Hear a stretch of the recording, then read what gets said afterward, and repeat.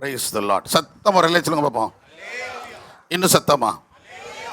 கர்த்தர் நாம மகிமைப்படுவதாக. வந்திருக்கிற யாவரையும் இயேசு நாமத்திலே நான் வாழ்த்துகிறேன். கிருபை உங்கள் அனைவரோடு கூட இருப்பதாக. இந்த புதிய மாதத்திலே கர்த்தர் நம்மை கொண்டு வந்து வைத்திருக்கிறார். இந்த வருஷ துவக்கம் முதல் 8 மாதங்களும் கிருபையாக நம்மை தாங்கினார், நடத்தினார். இந்த 9வது மாதம், இந்த செப்டம்பர் மாதத்திலே முதல் நாளிலே கர்த்தருடைய சமூகத்தில் நிற்கத்தக்கதாக தேவன் நமக்கு தந்திருக்கிற நல்ல கிருபைகளுக்காக கர்த்தருக்கு நாம் நன்றி செலுத்துவோம். அல்லேலூயா. ஏன்னா ஒரு நாள் பிறப்பதை நீ என்ன செய்யாய் அறியாய் என்று சொல். ஒரு நாள் பிறப்பதை அறியாயின்னு சொல்லும்போது ஆண்டவர் ஒவ்வொரு நாளும் நம்முடைய வாழ்க்கையில் என்ன செய்கிறாரு, கூட்டி கொடுத்துருக்காரு. நேற்று இருந்தவங்க இன்றைக்கி நிறைய பேர் என்ன செய்யலை, இல்லை, ராத்திரியில் படுக்காங்க, காலையில் எழுந்திருக்காமல் போயிடுறாங்க. ஆனால் ஒவ்வொரு நாளும் கிருபையாய் நம்மை தாங்கி வருகிறாரே, அதை நினைத்து ஆண்டவருக்கு நம்ம என்ன செய்துகிட்டே இருக்கணும், நன்றி செலுத்தி கொண்டே இருக்க வேண்டும். துதிப்பதற்காக தேவன் நம்மை தெரிந்தெடுத்திருக்கிறார். ஏன்னா ஆயுசு நாட்களை கூட்டி கொடுக்கிறவர் அவர் மாத்திரமே. அல்லேலூயா. அவை கர்த்தருக்கு நாம் உண்மையுள்ளவர்களாக இருக்க வேண்டும், நன்றி செலுத்த வேண்டும். கர்த்தர் பெரிய காரியங்களை செய்வாராக. சரி, இந்த 9வது மாதம், 9 என்று சொன்னால் பரிபூரணம். கிறிஸ்தவத்தின்படி அது என்னது, பரிபூரணம். 7 என்றால் பூரணம், 7 என்றால் பூரணம், 8 என்றால் உன்னதம், 9 என்றால் பரிபூரணம். ஆகவே ஒரு பரிபூர்ணமான நன்மைகளை கர்த்தர் நம்மிடத்திலிருந்து தர வேண்டும், நமக்கு கொடுக்க வேண்டும், அவரிடத்திலிருந்து நாம் பெற்றுக்கொள்ள வேண்டும். அந்த விசுவாசத்தோடு நான் ஜெபித்து கொண்டிருந்தேன். இந்த 9வது மாதம் என்னுடைய தனிப்பட்ட வாழ்க்கையிலும் கூட நான் யோசிப்பேன், எனக்கு ஒரு சிறந்த மாதம். ஏன்னா இந்த செப்டம்பர் மாதத்தில் தான் கர்த்தர் என்னை அபிஷேகித்து அவருடைய ஊழியத்திற்காக அழைத்த நாள். அல்லேலூயா. இந்த செப்டம்பர் மாதம் 12ஆம் தேதி வந்தால் இந்த ஊழியத்தின் பாதையில் 38 ஆண்டுகளை முடித்து 39வது ஆண்டுக்குள்ளே அடியெடுத்து வைத்து விடுகிறேன். சத்தமுறையிலே சொல்லுங்கள், தேவன் அதிசயமாய் நடத்துகிறவர். ஆமேன். இத்தனை ஆண்டு காலங்கள், நீண்ட நாட்கள் நடத்தின ஒரு காலம், அதுக்காக கர்த்தருக்கு நான் நன்றி செலுத்துகிறேன். கர்த்தருடைய கிருபை இருக்கட்டும். சரி, இந்த நாளிலும் கூட தேவ சமூகத்தில் நான் காத்திருந்து ஜெபித்து கொண்டிருந்தபோது ஆவியானவர் எனக்கு உணர்த்தின ஒரு வேத வசனம் சொல்லும்படியாக ஞாபகப்படுத்தினது. ஆகாய் தீர்க்கதரிசியின் புஸ்தகம், ஆகாய் தீர்க்கதரிசி, சின்ன தீர்க்க தரிசன புஸ்தகங்களில் ஆகாய் தீர்க்கதரிசி கடைசி தீர்க்கதரிசிக்கு முந்தினவர். நீங்கள் ஆகாய் என்னோட வெளிப்படத்தில் தேடிட்டு இருக்கிறாதீங்க. ஆகாய் பழைய ஏற்பாட்டில் மல்கியா தீர்க்கதரிசிக்கு சகரியா தீர்க்கதரிசிக்கும் முன்பாக இவர் இருப்பார். ஆகாய் தீர்க்கதரிசின்னு சொல்லிட்டு ஒரு 2 அதிகாரங்கள் தான். இந்த ஆகாய் தீர்க்கதரிசியில் கடைசி வசனத்தை வாசிங்க பார்ப்போம். சேனைகளின் கர்த்தர் சொல்லுகிறார், சேனைகளின் கர்த்தர் சொல்லுகிறார், செயல்தியேலின் குமாரனாகிய செருபாபேல் என்னும் என் ஊழியக்காரனே, செயல்தியேலின் குமாரனாகிய செருபாபேல் என்னும் ஊழியக்காரனே, உன்னை நான் அந்நாளிலே சேர்த்துக்கொண்டு, உன்னை அந்நாளிலே நான் சேர்த்துக்கொண்டு, உன்னை முத்திரை மோதிரமாக வைப்பேன் என்று கர்த்தர் சொல்லுகிறார். கரங்களை தட்டி கர்த்தரை மகிமைப்படுத்துங்க. பக்கத்துல பார்த்து சொல்லுங்க, இதான் ப்ராமிஸ். உன்னை முத்திரை மோதிரமாக கர்த்தர் வைப்பேன் என்று சொல்லுகிறார். பக்கத்தில் சொல்லுங்க, ஆண்டவர் உங்களை முத்திரை மோதிரமாக வைக்க போகிறார். அல்லேலூயா. ஆண்டவர் நம்ம எப்படி வைக்க விரும்புகிறாராம், முத்திரை மோதிரமாக. அல்லேலூயா. சரி, இப்போ நல்லா கவனிங்க. மோதிரம் அப்படின்னு சொன்ன உடனே நமக்கு எதில் தான் போடுவோம் மோதிரம்னா? கையில் போடாமல் என்ன காலையில் மாட்டுவோம்? சரி, எல்லாத்துலேயும் போடலாம். மோதிரங்கள் எதெல்லாம் மோதிரம் செய்கிறாங்க, எதெல்லாம் போடுதோம்? என்னென்ன மோதிரம்? தங்க மோதிரம், வைர மோதிரம், விலை குறைச்செல்லாம் போகிறது கிடையாது, எல்லாம் மேலே டாப்பில் தான். தங்கம், அப்புறம் வைரம், வெள்ளி, பிளாட்டினம், வைடூரியம், பிளாஸ்டிக்கு, அப்புறம் பித்தளை மோதிரம். ஓகே. அப்புறம் இன்னொன்று இருக்குது, ரோல்டு கோல்டு. பித்தளையும் இல்லை, அது ஒரு கவரிங். நல்லா கவனிச்சுக்க. இப்படி இத்தனை உலோகங்களையும் நம்ம என்ன செய்கிறோம், போடுறோம். ஒவ்வொருத்தரும் ஒவ்வொரு விதங்களில் மோதிரம் போட்டிருப்பீங்க, பழகிருப்பீங்க. நாங்கள்லாம் சின்ன வயசில் இருக்கும்போது அது என்ன வேளாங்கண்ணிக்கு போயிருந்தோம். அப்போ போயிட்டு வரும்போது, ஸ்கூல் படிக்கிற நாட்களில் போயிட்டு வரும்போது அங்கே என்ன பிளாஸ்டிக் மோதிரம், ஏசுனார் படம் போட்ட மாதிரி இருக்கும். அப்படி வாங்கி என்ன செய்யுது, மாதா படம் போட்ட மாதிரி இருக்கும். அதெல்லாம் வாங்கி 2 மணி வச்சு, அப்போல்லாம் அது மோதிரம் எவ்வளோ தான், அது 10 பைசா 5 பைசா தான் அந்த பிளாஸ்டிக் மோதிரம். அதை வாங்கி போட்டு ஸ்கூலில், அது ஒரு பெரிய பெருமை. அந்த பிளாஸ்டிக்கில் போட்டு போகிறது கூட இப்படி இருக்கும். அப்படி அதை பக்கத்தில் இருந்து நல்லா இருக்குடா எங்கடா வாங்கின அப்படிமா அவன். இது வெறும் 10 பைசா பொருள் தான், 4 நாள் கழிச்சா தனியாக கலண்டு மேலே போயிடும். ஆனால் அது கூட என்னது அந்த நாட்களில். ஆமாம், இப்படி பல முறை இந்த மோதிரங்கள் அப்படின்னு சொன்னால் உலகத்தில் சுமார் 25க்கும் அதிகமான வகை மோதிரங்கள் இருக்கிறது. நான் அதெல்லாம் நேற்றுக்கு ஸ்டடி பண்ணிகிட்டு இருந்தேன், எனக்கு டைம் இல்லை, உட்காந்து எழுதின பேப்பரும் இல்லை. 25 வகையான மோதிரங்கள், 25க்கும் அதிகமான வகை. ஒவ்வொரு மோதிரம் எதற்காக போடப்படுகிறது, அந்த மோதிரத்துடைய சைஸ் எப்படி இருக்கும், எப்படி மாடல் எப்படி இருக்கும், எல்லாதெல்லாம் நான் உட்காந்து மெடிடேட் பண்ணிக்கிட்டே இருந்தேன். அப்போ ஒவ்வொரு மோதிரத்துக்கும் ஒவ்வொரு என்ன இருக்குது, தன்மை இருக்கிறது. இந்த மோதிரங்கள் வந்து நீங்கள் பார்த்தீங்கன்னா காமனாக விரலில் மட்டும் 10 விரல்லையும் போடுறதுக்கு மோதிரங்கள் இருக்குது. ஒவ்வொரு மோதிரத்திற்கும் ஒவ்வொரு அர்த்தங்கள் இருக்கிறது. இந்த நம்ம எல்லாரும் எந்த விரல் சொல்கிறோம், மோதிர விரல்னு சொல்கிறோம். மோதிர விரல் எது காட்டுங்க பாப்பா, எங்கே இருக்குன்னு பார்த்துக்கிடுவோம். எனக்கு பழக்கம் இல்லை, எனக்கு சின்ன வயசில் போட்ட பிளாஸ்டிக் மோதிரம் தான் பழக்கம். இந்த மோதிரம் நல்லா கவனிச்சுக்க. நான் ஒரு காரியத்தை சொல்கிறேன், இந்த மோதிர விரலில் போடுற மோதிரம் வந்து எதுக்காக மோதிரம் இந்த விரலில் போடுறாங்கன்னா, இந்த விரல் போடுற மோதிரம் ஸ்நேகத்தை, அன்பை வெளிப்படுத்தக்கூடியது, அன்பை வெளிப்படுத்தக்கூடியது. இங்கே ஒரு விரல் இருக்குது பாருங்கள், குட்டியோண்டு. சுண்டு விரலில் சிலர் போட்டு பார்த்துருப்பீங்களா, தனியாக போட்டிருப்பாங்க. அது என்ன தெரியுமா, அதிகாரமுடையவர்கள், ரூலிங் பார்ட்டி. அவங்களுக்கு ஒரு கான்ஃபிடென்ட் இங்கே தான் இருக்கும், அவங்க ரூலிங் தான் பண்ணுவாங்க, அவங்க என்றைக்கு அடிமையாக இருக்க மாட்டானா. இப்படி ஒவ்வொரு விரலில் போடுற மோதிரத்துக்குமே என்ன இருக்குது, அவங்க குணாதிசயங்கள் வெளியே இருக்குது. நல்லா கவனிச்சு. இப்படி 25 வகை இருக்குது. கைகளில் போடுற 5 விரலையும் போடுறவங்க இருக்கு, 5 10 மோதிரங்கள். கால்களில் போடுற மோதிரம் இருக்கிறது, விரல்களில். நீங்கள் மெட்டி சுட்டின்னுட்டு கிடைக்கல, இதுகெல்லாம் ஒரு காலத்தில் எதுவாக இருந்தது தான். இது எல்லாரும் போடுறதில்ல, தேவைக்கு போடுகிறவர்கள் இருக்கிறார்கள். மெட்டியில் நீங்கள் பார்த்தீங்கன்னா நீங்கள் வெறும் கம்பியை வளைச்சி போட்டுக்கிட்டு இருந்தாங்க. இன்றைக்கி கிறிஸ்தவர்கள் கூட போட்டு தெரியுதாங்க. நமக்கும் மெட்டிக்கு என்ன கிடையாது, சம்மந்தம் கிடையாது. ஆனால் இன்றைக்கி தேவாலயத்தில் இருக்கவங்க கூட போட்டு தெரியுதாங்க.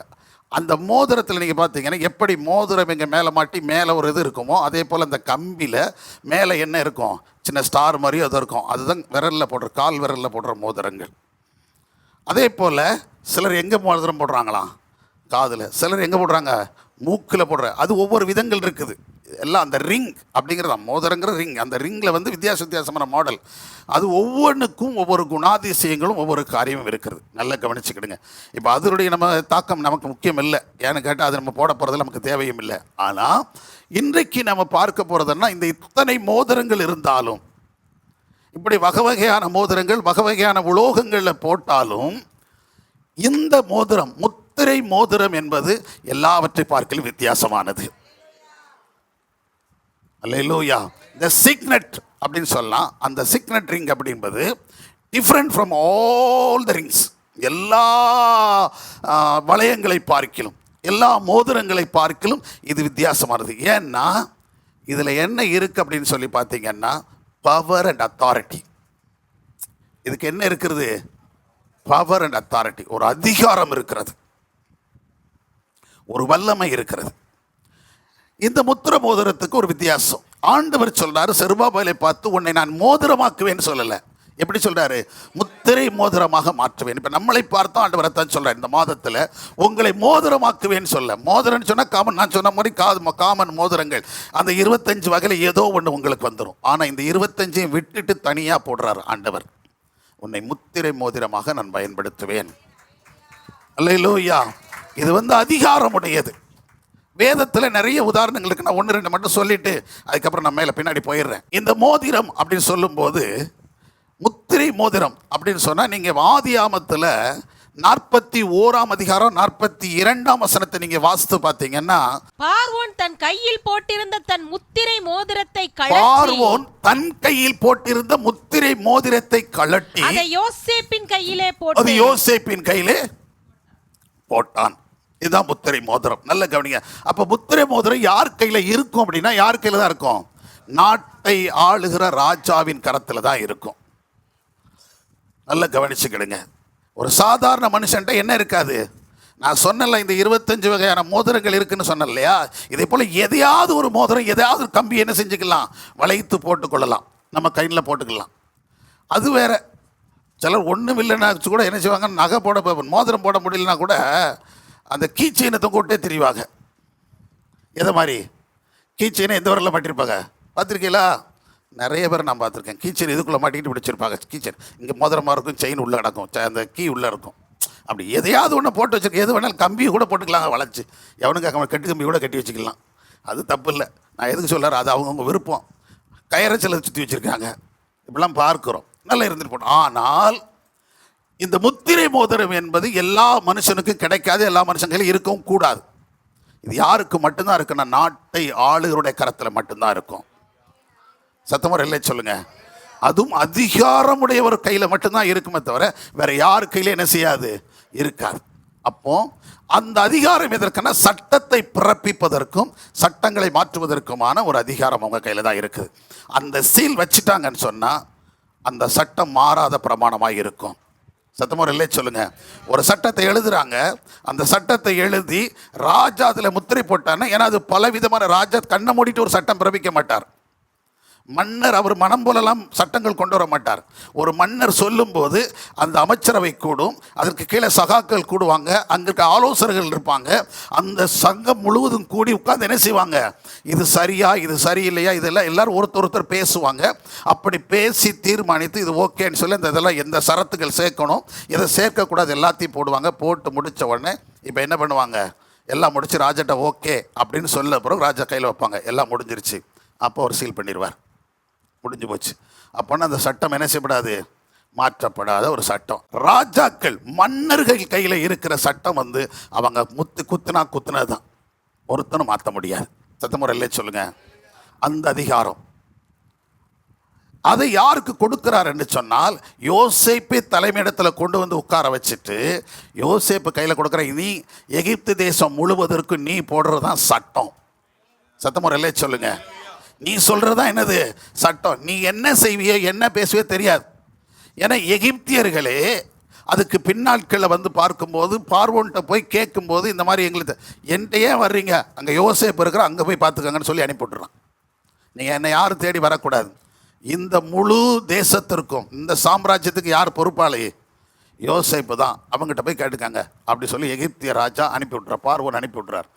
ஏன்னா அவன் கையில் என்ன கொடுத்தாச்சு, முத்திரையை கொடுத்துட்டார். நல்ல கவனிங்க. அதே மாதிரி இன்னொரு உதாரணம் பார்த்தலாம். எஸ்தரில் நீங்கள் பார்த்தீங்கன்னா அங்கே எஸ்தர் ராஜா காலத்தில் வந்து அங்கே ஆமான் கையில் ராஜா முத்திரை மோதிரத்தை கொடுக்குறார். ஆனால் இங்கே இதுக்கும் அதுக்கும் ஒரு டிஃப்ரெண்ட் இருக்குது, நல்லா கவனிச்சுக்கிடுங்க. நீங்கள் வாசித்து பார்த்தீங்கன்னா தெரியும். எஸ்தர் 3ஆம் அதிகாரம் 9ஆம் வசனத்தில் வாசித்து பாருங்களேன். ராஜாவுக்கு சம்மதியானால் அவர்களை அழிக்க வேண்டும் என்று எழுதி அனுப்ப வேண்டியது, அப்பொழுது நான் ராஜாவின் கஜானாவிலே கொண்டு வந்து செலுத்த 10,000 தாலந்து வெள்ளியை எண்ணி காரியக்காரர் கையில் கொடுப்பேன் என்றான். அப்பொழுது ராஜா தன் கையில் இருக்கிற தன் மோதிரத்தை கழற்றி அதை ஆகாகியனான அமேதாத்தின் குமாரனும் யூதரின் சத்துருவுமாகிய ஆமானிடத்தில் கொடுத்தான். நல்ல கவனிங்க. ஆமான் கையில் என்ன செய்ய, ஆமான் வந்து என்ன செய்யறான்னா ராஜாட்ட வந்து நம்ம நாட்டில் ஒரு இன மக்கள் இருக்கிறாங்க, அந்த இன மக்களால் நம்ம நாட்டுக்கு என்ன வந்துகிட்டு இருக்குது, சேதம் வருகிறது, அழிவு வருது. அவங்க நாளைக்கு ஒன்று சேர்ந்துட்டாங்கன்னா நம்முடைய ராஜ்யத்தை கவுத்துருவாங்க, அதனால அவங்களை இருக்க விடக்கூடாது, அவங்களை அழிக்கணும் அப்படின்னு சொல்கிறேன். இதுக்கு இந்த கஜனாவுக்கு அதுக்கு செலவான பணத்தை நானே என்ன செய்வேன், தருவேன். எப்படி சொல்கிறான் பாருங்க, ஒரு ராஜாட்ட அரசாங்கத்துக்கு தேவையான பணமே நான் தருவேன் அப்படிங்கிறான். அப்போ எந்த அளவுக்கு அவன் கொள்ளையடிச்சு வச்சிருப்பான்னு பாருங்க. அதனால் அப்படி நான் தருவேன் அப்படின்னு சொல்கிறான். சொன்ன உடனே ராஜா சொல்கிறான், உன் விருப்பப்படி நீ செய், உன் காசு நீயே வச்சுக்கோ, உன் பொண்ணு வேண்டாம், வெள்ளி வேண்டாம், உன் பணம் நகை ஒன்றும் வேண்டாம், நீ எல்லாத்தையும் நீயே வச்சுக்கோ, ஆனால் நீ செய்கிறது செய்யின்னு சொல்லி அந்த கையில் இருக்கிறதான முத்திர மோகத்தை கலட்டி அவன் கையில் என்ன செய்தானா, கொடுத்தான். இது ரெண்டுக்கு ஒரு வித்தியாசம் இருக்குது, நல்ல கவனிங்க. யோசேப்பு கையில் இருக்கிறதுக்கும் இந்த ஆமான் கையில் கொடுக்கப்பட்டதுக்கும் வித்தியாசம் இருக்கிறது. யோசேப்புக்கு அவன் என்ன செய்தான்னா ஜனங்களை பாதுகாக்கணும், வைக்கணும், நாட்டை ஆளணும் அப்படின்னு சொல்லிட்டு அவனுக்கு போட்டு விட்டான் இருக்கும். அப்படிதானே இருக்குது. தன் கையில் உள்ள மோதிரத்தை கலட்டி யோசேப்பின் கையிலே போட்டு விட்டான். அப்படிதான் போட்டு இஸ் புட் அப்படிதான் போட்டிருக்கோம். He put and his hand அப்படின்னு போட்டிருக்கோம். அவருடைய கரத்திலே போட்டு விட்டான். ஆனால் இங்கே சொன்ன கையில் கொடுத்தான். கொடுக்கறதுக்கும் போடுறதுக்கும் என்ன இருக்குது, நிறைய இருக்குது, நிறைய வித்தியாசம் இருக்குங்க. இப்போ தமிழர் பண்பாடுன்னு தாலி கட்டுறாங்க இல்லையா? ஒரு உதாரணம் சொல்கிறேன். இந்த தாலியை மாப்பிள்ளை ஒருத்தன் ஒரு பெண்ணு கையில் கொடுக்கறதுக்கும் அவள் கழுத்தில் மாட்டி விடுறதுக்கும் என்ன இருக்குது? இருக்கா இல்லையா? கலாச்சாரம்னு சொல்கிறதுனால சொல்கிறேன், எனக்கு அந்த பண்பாடு இல்லை. நான் சொல்கிறேன், அதாவது ஒரு தாலின்னு சொல்லி ஒரு செயினையோ ஒரு இதை போடுறான், கயரில் கட்டியிருக்கானோ அதை ஒரு பெண்ணு கையில் கொடுத்து நீ வச்சுக்கோ போட்டுக்கோ அப்படின்னு சொல்கிறதுக்கும் இவனே அவள் கழுத்தில் என்ன செய்யுறது? கட்டி விடுறதுக்கும் ரெண்டுக்கும் என்ன இருக்குது? இருக்கா இல்லையா? எப்போ கழுத்தில் கட்டுறானோ அப்போ தான் அவனுக்கு என்ன இருக்குது? அந்த பெண்ணு மேலே உரிமை, அந்த பிள்ளைக்கு யார் மேலே உரிமை? கையில் கொடுத்ததுனால இல்லை, அவர் தான் கொடுத்தாருங்க அப்படின்னு சொல்லி ஒரு கோர்ட்டில் போய் சொன்னாலும் அவன் என் கையில் தாலியை கொடுத்துருக்கான், அந்த கையில் வச்சுருக்கான் பாருங்கன்னு சொல்ல என்ன ஆகாது? செல்லாது. ஒருத்தர் விலைக்கு வாங்கின தாலியை அண்ணன் தங்கி அக்கா தங்கச்சி கையில் கூட என்ன செய்யலாம்? கொடுத்து வைக்கலாம், நீ வச்சிருமான்னு சொல்லலாம், தப்பே கிடையாது. ஆனால் எவங்களுக்கு கழுத்தில் கட்டினானோ அதே மாதிரி நம்ம என்கேஜ்மெண்ட்டில் மோதிரம் போடுறாங்க. அந்த போடும்போது இவன் அந்த மோதிரத்தை கையில் கொடுக்கறதுக்கும் அவன் கையில் மாட்டுறதுக்கும் என்ன இருக்குது? வித்தியாசம் இருக்கிறது. மாட்டினா தான் உரிமை. கொடுக்கறது யாருக்காலும் கொடுக்கலாமே. நான் கூட மோதிரத்தை வாங்கி யார் கையில் கொடுக்கலாம்? அண்ணன் கையில் கொடுக்கலாம், அக்கா கையில் கொடுக்கலாம், தம்பி கையில் கொடுக்கலாம், தங்கச்சி கையில் கொடுக்கலாம், சித்திக்கோ மாமாக்கோ பெரியம்மாக்கோ யாருக்கு வேணாலும் என்ன செய்யலாம்? கொடுக்க. அது அன்பளிப்பு. ஆனால் உரிமை என்பது எங்கே தான்? இவங்க மாட்டி விடுறது தான். சத்தமுறை இல்லை சொல்லுங்க. இந்த டிஃப்ரெண்ட் ரெண்டு பேருக்கு இருந்துச்சு. யோசேப்பு கரத்தில் யார் கொடுக்கிற மாட்டி விடுறா? பார்வன். அவனை அங்கீகரிக்கிறான், அதிகாரம் கொடுக்குறான். இன்னையிலேருந்து நீ தான், இனி இந்த மோதிரம் என் விரலுக்கு என்ன செய்யாது? வராது, அது உன் விரலுக்கானது, நீ போட்டுக்கோ அப்படின்னு சொல்கிறான். ஆனால் இங்கே அப்படி கிடையாது. அவன் கொடுக்குறான், தேவைப்பட்டால் மறுநாள் காலை இவன் ஒரு சட்டம் போடணும்னா எப்போ நான் நேற்று கொடுத்தல கொண்டான்னு வாங்கிக்கலாம். சொல்கிற புரியுதா புரியலையா? ஆனால் இவன் ஒரு காரியத்தை செய்வதற்கு கொடுத்தான். என்னன்னா, ஒரு குறிப்பிட்ட ஜனம், அந்த யூத ஜனத்தை அழிப்பதற்காக அந்த ராஜாவுக்கே விவரம் இல்லாத அளவுக்கு இவன் என்ன செய்கிறான்? இதை செய்கிறான். அந்த ராஜாவுக்கு இப்படிப்பட்ட ஜனம் அழிவை கொண்டு வருகிற ஜனமா, இந்த ஜனம் தேசத்தை பாதுகாக்கிறதான்னு யாருக்கே தெரியாது, ராஜாவுக்கே தெரியும். ஆனால் அந்த அரண்மனையில் நிறைய யார் இருக்கிற? வேலைக்காரர்கள். அரசவையில் நிறைய பேர் மேலான இடத்துல பதவியில் இருக்கிறவங்க யார் இருக்கிறா? யூதர்கள் இருக்கிறாங்க, உயர்ந்த இடத்துல இருக்கிறானுங்க. அது கூட அவனுக்கு தெரியலை. அதனால இவன் கையில் கழட்டி விட்டுறான். சரி நீ போடுறா அப்படின்னு சொல்லிட்டான். ஆனால் அதே ராஜா பின்னாட்கள் நீங்கள் 8ஆம் அதிகாரத்தில் வாசித்து பார்த்தீங்கன்னா, அங்கே நீங்கள் வாசிக்கும் போது 2ஆம் வசனம் சொல்லுகிறது, ஆமான் கையிலிருந்து பறித்து கொண்ட அந்த மோதிரத்தை, அந்த மோதிரத்தை யார் கையில் கொடுக்குறான்? மொர்தெகாய் கையில் கொடுக்குறான். நல்ல கவனிங்க. ஒரே சட்டம். யூதர்கள் அழிக்க வேண்டும் ஒரு சட்டத்துக்கு என்ன போட்டாங்க? முத்திரை போட்டாங்க. அடுத்து மொர்தெகாய் கையில் கொடுத்த போது அதே சட்டம் முற்றிலும் மாற்றப்பட்டு யூதர்களை யாரெல்லாம் அழிக்க திட்டம் பண்றார்களோ அவர்கள் அழிக்கப்பட வேண்டும் என்று சொல்லி மறுபடியும் என்ன செய்யப்படுகிறது? முத்திரை போடப்படுகிறது. அது நடைபெறுகிறது. நல்லா கவனிச்சுக்கிட்டீங்களா? இப்போ நான் சொல்ல வர்றதை கவனிங்க. இந்த முத்திரை மோதிரத்துடைய பவர் என்னன்னு பார்த்தீங்களா? ஒரு நாட்டுக்குள்ள, ஒரு உலகத்துக்குள்ள எந்த ஒரு காரியத்தை செய்வதற்கும் அதை மாற்றுவதற்கும் நடைமுறைப்படுத்துவதற்கு எதில் பவர் இருக்கிறது? அதான் சொல்ல வரேன். இப்போ தேவன் இயேசு கிறிஸ்து உங்களையும் என்னையும் அப்படித்தான் மாற்ற விரும்புகிறார். தேவனால் அங்கீகரிக்கப்பட்ட அதிகாரம் உள்ளவர்களாக நம்மை மாற்ற விரும்புகிறார். அதனால தான் அவர் சொல்றார், செருபாபேலை பார்த்து சொல்லும்போது, உன்னை நான் எப்படி ஆக்குவேன்? முத்திரை மோதிரமாக வைப்பேன். நான் உன்னை மோதிரமாக வைப்பேன்னு சொல்ல, உன்னை அதிகாரமுடையவனாய் வைக்க போறேன். சத்தமுறையிலே சொல்லுங்க. அப்போ கர்த்தருடைய கரத்திலே நாம் முத்திரை மோதிரமாய் இருப்போமானால் எதை ஒரு காரியத்தை செய்யனாலும் நம்மை கொண்டுதான் கர்த்தர் செய்வார். பக்கத்துல சொல்லுங்க. கர்த்தர் உங்களை முத்திரை மோதிரமா தெரிஞ்சுக்கிட்டாருன்னா உங்களை வச்சுதான் எதை வேணாலும் செய்வார். அல்லேலூயா. கரம் தட்டுங்களேன். அப்படி கூட வேண்டாயா அப்படிங்களா? எத்தனை பேருக்கு அப்படி வேணும்னு நினைக்கிறீங்க? அடிமையாக இருப்பதுக்கு நம்மளை அழைக்கலைங்க. நம்மளை அடிமையாக இருந்துகிட்டே இருக்கணும்னு அழைக்கலை. அங்கீகரிக்கப்பட்டவர்களாக நாம் அரண்மனையின் மேலே உட்காரணும்னு தான் கர்த்தர் அழைச்சி கொண்டு இருக்கிறார். அரியணையில் உட்காருங்க. நான் தான் யோசிக்கிறேன், என்னோட பிள்ளைகள் எங்கே உட்காரணும்? அரியணையில் உட்காரணும். ஏன் கீழே போய் உட்காந்துட்டு எங்கேயா ஒரு இடம் கொடுக்க, சும்மா அப்படி இந்த பஸ்ஸில் ஏறுவாங்க, கூட்டம் நிறைய வந்துடும். சில சீட்டில் வந்து என்ன கொஞ்சம் தள்ளி உட்காருங்களேன் அப்படின்னு நைஸாக நோட்டுவாங்க. இன்னும் சிலர் பார்த்தீங்கன்னா அந்த எல்லோரும் ஏறினோன்னு எதில் உட்காந்துக்கிடுவாங்க, படியில். அவன் எங்கெல்லாம் மீச்சிட்டு செருப்போட மேலே ஏறினானோ, ஏன்னா வேறு வழி கிடையாது, என்ன செய்யறது, அந்த படியில் இருக்கா இல்லையா, படியில் உட்கார அழைக்கலைங்க. நம்ம ட்ராவல் பண்ணுறதுக்கு அதுக்காக நாளைக்கே போயிட்டு டிரைவருக்குள்ள இருக்கும் என்னை வந்து ஆண்டவர் இங்கே உட்கார சொல்லியிருக்காரு அப்படின்னு சொல்லி உட்கார வச்சுட்டு வேறு மாதிரி ஆகி போயிடும். துறந்துரியா நான் தான் என்னது அப்படின்னு நினச்சிடாதீங்க. அதில் உட்கார நம்ம மொத்தமாக போய் சேர்ந்துருவோம் எல்லாத்தையும். அதில் உட்கார வைக்கலை. நான் என்ன சொல்கிறேன்னா, நம்ம அப்பப்போ போகிறது வர்றது ட்ராவலுக்கு வர வழி இல்லாமல் என்ன செய்கிறோம், நம்ம பிரயாணப்படுறோம், டியூட்டி பார்த்துட்ருக்குறோம், அப்போ டயர்டாக இருக்கும், சீட்டு கிடைக்கலாம், என்ன செஞ்சிடுறோம், அதில் வந்து என்னென்னா நம்ம எதையும் நினைக்கிறதில்ல. பெருமையாக நான் படித்தவன், நான் வேலை பார்க்குறவன், நான் இப்படி நின்றுட்டு உட்காந்துனேன், என்ன அற்பமாக நம்ம அதை யோசிக்கல. நம்ம பாதுகாப்பு நம்ம உட்காந்துக்கிறோம், புரியுதுங்களா? அது வந்து உட்காந்துட்டு வந்துடுறோம். சரி, லாங் ட்ராவல்லாம் நின்றுக்கிட்டே என்ன செய்ய முடியாது. அது ரொம்ப கூட்டமாக இருந்துச்சுன்னு சொன்னால் நின்றுட்டே போனோம் அப்படின்னு சொன்னால் என்ன வராது, காற்று வராது. அந்த காற்று கிடைக்காதனால நமக்கு என்ன வர ஆரம்பிச்சிடும், காற்று வராதனால நமக்கு என்ன வர ஆரம்பிக்கும். ஆமாம், அது எய்த்தாக்கில் இருக்கவும் சைடில் இருக்கவும் எல்லா மேலேயும் கொட்ட வேண்டியது வந்துடும். அதனால் ஏன்னா உங்கள்கிட்ட கொள்ளட்ட ஆரம்பிச்சிடும்.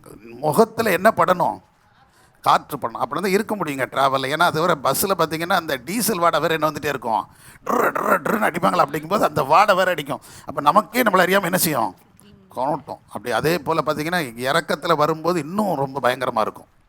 அப்படி இறங்கி வரும்போது இப்படி இப்படி இப்படி இறங்கி வர்ற மாதிரி அது கொஞ்சம் ஸ்பீடாக வந்தாங்கன்னு வைங்களேன், நம்மளை அறியாமலே என்ன செய்ய ஆரம்பிக்கும், உள்ளே டிக்கு சுற்ற ஆரம்பிக்கும்.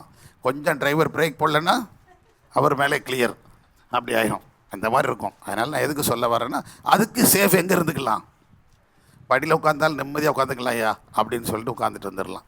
ஆனால் அதில் சிக்கல் இருக்குது. இப்போ சமயத்தில் கூட படியில் உட்காந்து வந்தால் போய் அங்கே உட்காந்துட்டாங்களாம். படியில் உட்காந்தே வந்திருக்காங்க, அவன் பிரேக் அடிச்சால தலைவர் எங்கே போய் உட்காந்துட்டார், அடுத்த ரோட்டுக்கு அந்த பக்கம் போய் உட்காந்துட்டார். இங்கே உட்காந்தா இடம் 10,000 சொல்லி அங்கே போய் உட்காந்துட்டார். ஏன்னா அதுவும் போயிடும். அதனால் அது ரொம்ப டேஞ்சராகவும் இருக்கும், பார்த்துக்கிடவும் செய்யணும். சத்தமுறையிலே சொல்லுங்கள். நான் எதுக்கு சொல்ல வரேன் அப்படின்னா, ஒருத்த வாழை பிடிச்சிட்டே நடக்கணும்னு கர்த்தர் நம்ம நடத்தலை, உயர்ந்த இடத்துல அமரணும்னு தான் கர்த்தர் விரும்புகிறார். அல்லேலூயா. ஏன் ஆண்டவர் சொல்லியிருக்கலாம், உன்னை இவ்வளோ வகை வகையான ரிங்ஸ் இருக்கும்போது, இவ்வளோ வகை வகையான மோதிரங்கள் இருக்கும், அதில் ஒன்றா வர்றேன்னு சொல்லாமல் அது எல்லாவற்றை பார்க்கல உயர்ந்த இடமாக இருக்கிற இந்த முத்திரை மோதிரமாக தான் அவனை வைப்பேன்னு சொல்கிறார். அத்தாரிட்டி உடையவனாய், அதிகாரம் உடையவனாய் நிற்கத்தான் கர்த்தர் விரும்புகிறார். சத்தமுறையில் சொல்லுங்க ஆமென். ஆமாவா இல்லையா? இப்போ நான் பாடின பாடல் இன்னைக்கு காலையில் அதில் எழுதிட்டு இருந்தேன், பாடிட்டு இருப்பேன், டைம் இல்லை அதனால் பாடல. அது அதில் கவியில் ஒரு அப்படி எடுத்திருக்கேன். ஆனந்தமாய் வாழ்ந்திட ஆசீர்வாதம் பெருகிட அப்படின்னு போட்டுட்டு கீழே போட்டிருக்கேன், 1000 வருட ஆளுகைக்காய் எனக்கு அதிகாரம் கொடுத்தவரே, பாசம் உள்ளவரே, நேசம் உள்ளவரே, பூரண அழகு உள்ளவரே, சம்பூர்ண அழகு உள்ளவரே அப்படின்னு சொல்லி எழுதியிருக்கிறேன். அவர் பூரண அழகு, சம்பூர்ண அழகு உள்ளவர். அதனால் நம்மளை மேன்மைப்படுத்தி உட்கார வைக்கிறார். சத்தமாக இல்லை சொல்லுங்களேன். இந்த பூமியிலையும் நம்ம அங்கீகரிக்கப்பட்டவர்களாய், ஆசீர்வதிக்கப்பட்டவர்களாய் மேன்மைப்படுத்தணும்.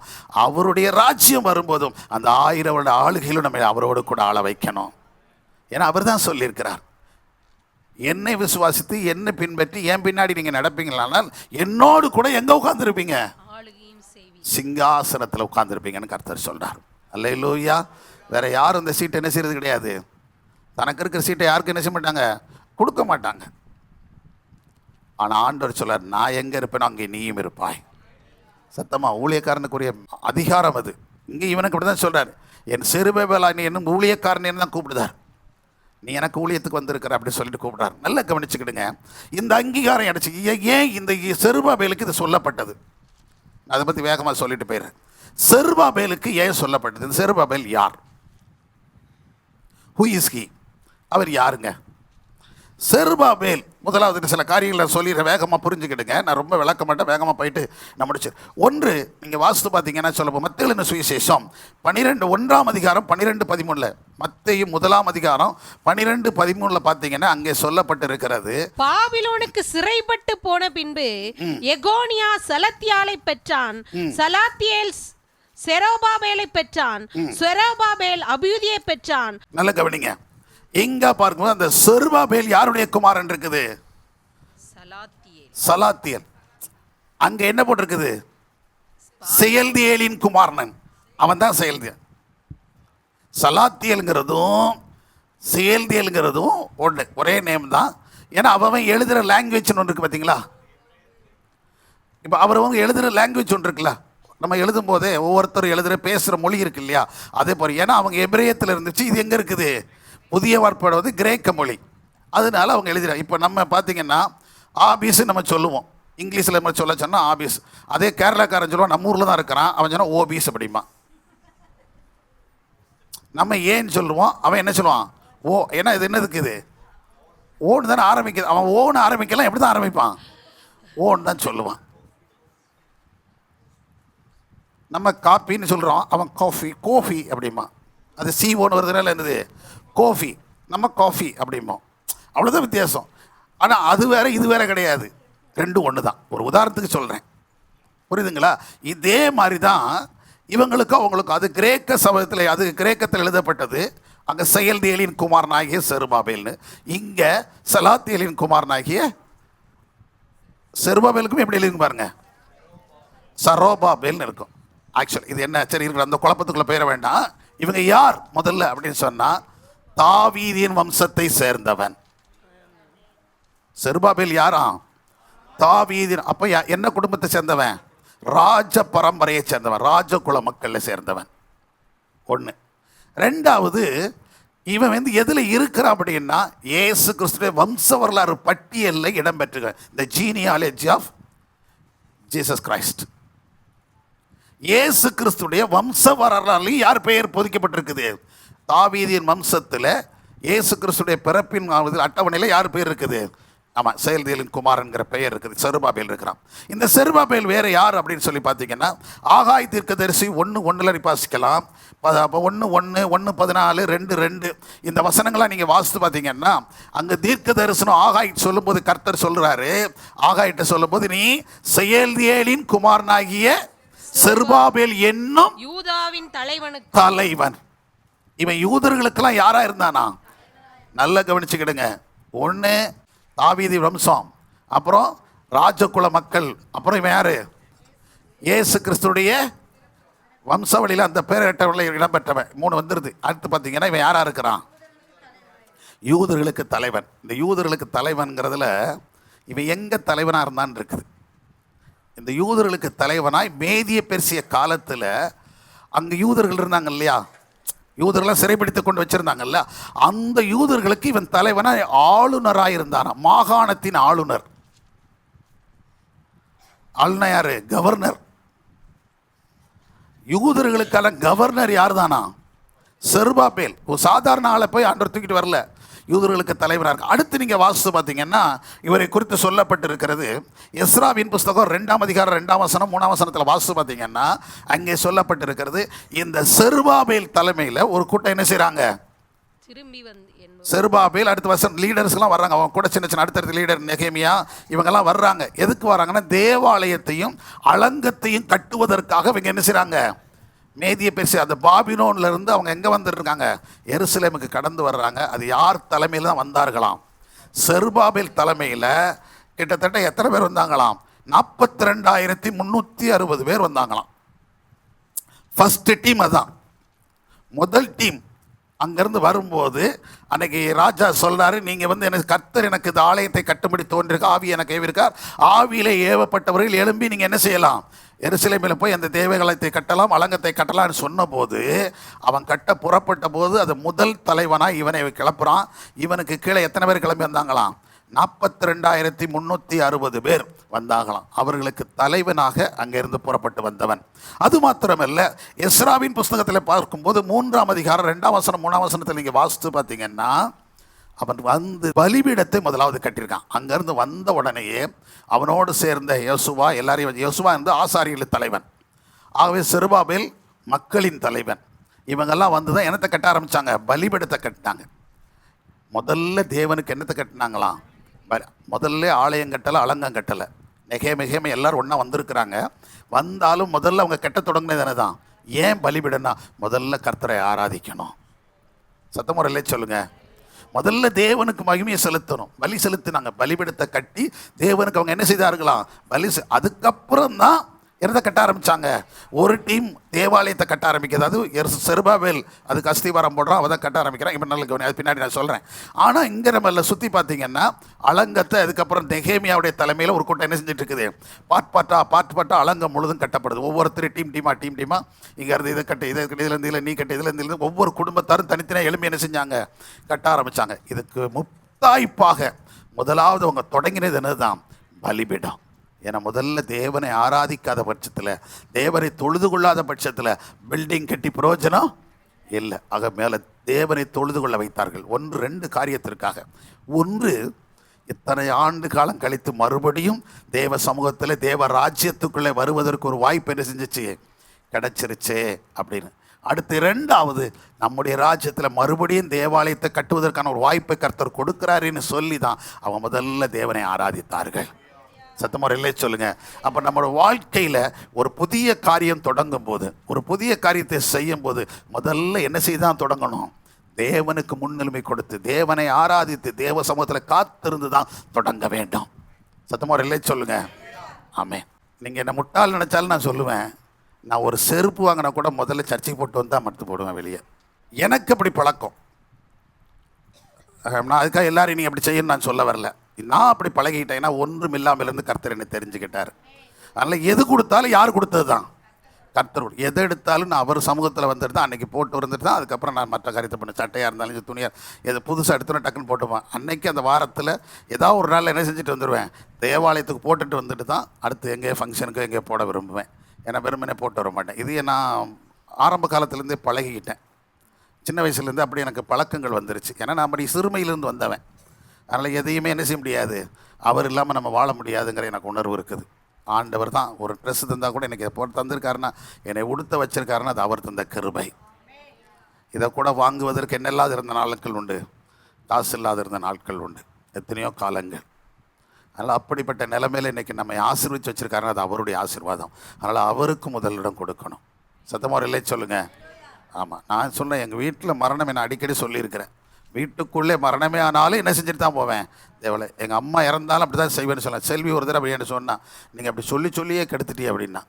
கரெக்டாக என்றைக்கு தான் வந்துச்சு, எங்கள் அண்ணன் இறந்தது ஞாயிற்றுக்கிழமை. எனக்கு நேரம் மூத்தவர், இந்த சர்ச்சை கட்டினவர், இந்த பில்டிங் கட்டினவர். 2வது எங்கள் அம்மா இறந்தது ஞாயிற்றுக்கிழமை. 2 பேரும் அதிகாலையில் 3:30 மணிக்கு இறந்துட்டாங்க. 3 மணி 3:30 மணிக்கு. ஆனால் நம்ம எங்கே என்ன செய்யுது, இதே ஆலயத்தில் என்ன நடத்திட்டு தான் போனோம், ஆராதனை நடத்திட்டு தான் 9 மணிக்கு மேலே தான் என்ன செஞ்சோம், 9-10 மணிக்கு தான் நம்ம இங்கேருந்து கிளம்பி போனோம். நான் சொல்லிவிட்டு, அம்மா இறந்து கிடக்காங்க, அதுக்காக நான் ஓட மாட்டேன்.